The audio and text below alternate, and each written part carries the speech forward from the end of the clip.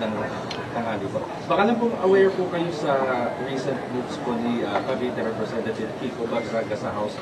Parang challenge niya po kasi yung leadership ni House Speaker Martin Romualdez. Dapat lang. Dapat lang talaga. Dahil nakita niyo naman yung budget 2023, 24, 25. Malamang agawan na naman yan ng budget sa 2026. At lahat yung mga past budgets natin, makita natin na it was under the leadership of Speaker Martin Romualdez.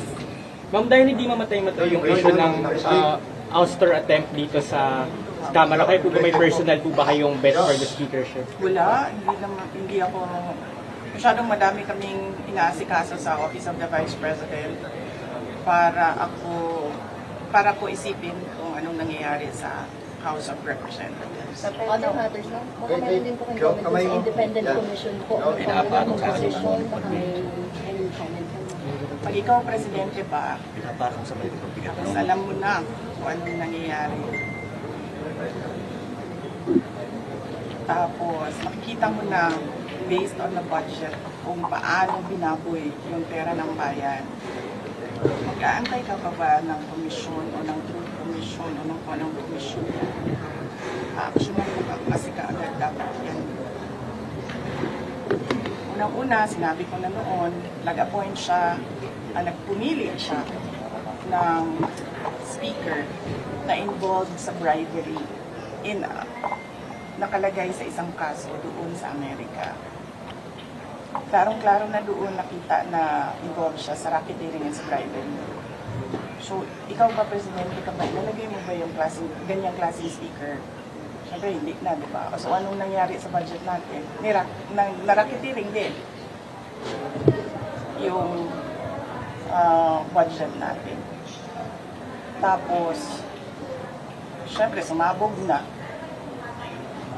Hindi ako makapagsalita sa Department of Public Works and Highways, pero makapagsalita ako sa DepEd kung anong nangyari. At sinabi ko na sa inyo. Sinabihan na siya, alam niya, in a cabinet meeting, sinabi sa kanya kung anong nangyari sa Department of Education budget. And then, ang ginawa niya is nag-change na picture.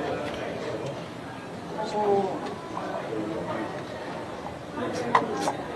ano pa bang komisyon, anong truth commission, anong investigative body pa ang kailangan mo?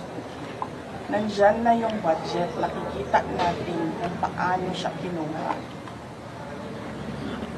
Diba dapat nun, ay diretso mo na gawin, tanggalin mo na yung speaker mo, ayusin mo na yung, sabihan mo na yung mga kaalyado mo sa House of Representatives, ayusin ninyo yung budget, tapos panagutin mo na yung mag-lifestyle check ka na dyan sa mga congressman at sa mga staff nila. Dami dyan, may bahay sa abroad. Diba? Masyado siyang hindi niya alam kung ano gagawin at masyado siyang mabagal gumalaw. Nagmamadali ang Pilipinas. Pero alam niya lahat na.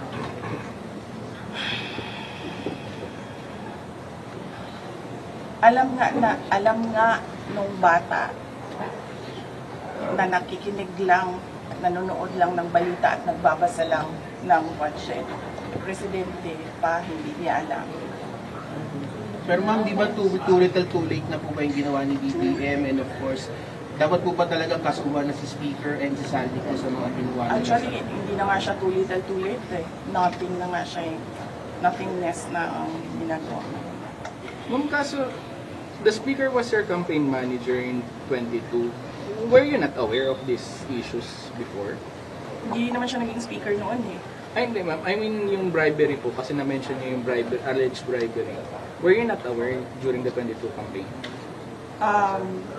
I do not remember the exact time kung kailan ko nalaman yung case doon sa United States kung saan nabanggit yung pangalan niya sa pagtatanggap ng bribery for the cases that were filed here in the Philippines.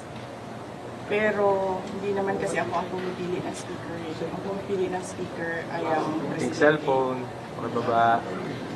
At